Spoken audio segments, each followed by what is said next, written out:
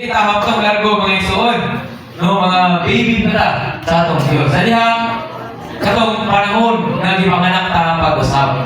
Katong time na nabautismo ta, dito tawag ng pabautismo. Mo to ang panahon mga isuon na na-regenerate ta, napanganak ta ang pag-usap, natao ta pag-usap. Dayon, nahimo ta ang mga bata sa Diyos. Dahil ka na mga bata mga isuon, mga baby, dili ka siya pwede makanon o mga gahilan ko.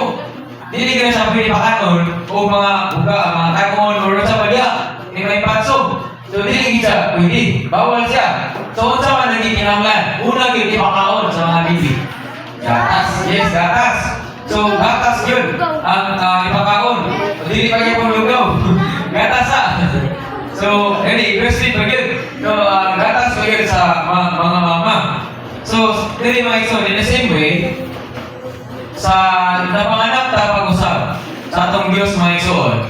Panganak ta patot ta siya kinabuhi mga baby na punta sa atong Dios. Dili ko pwede pakanon atong mga gahig na mga pulong, atong mga naglog na mga pulong na dili pa maabot sa atong comprehension mga igsoon.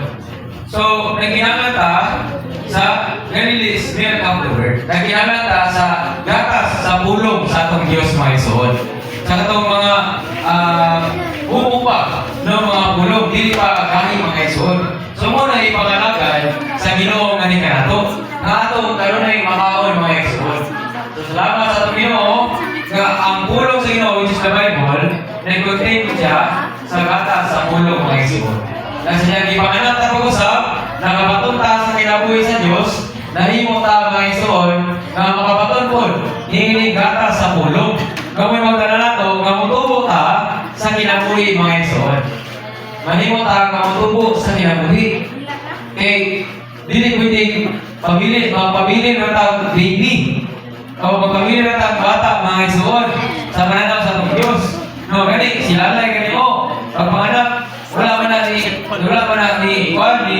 pudol sa pagka-baby. Di ako gid siya. Nanakan naging kabalong baklay.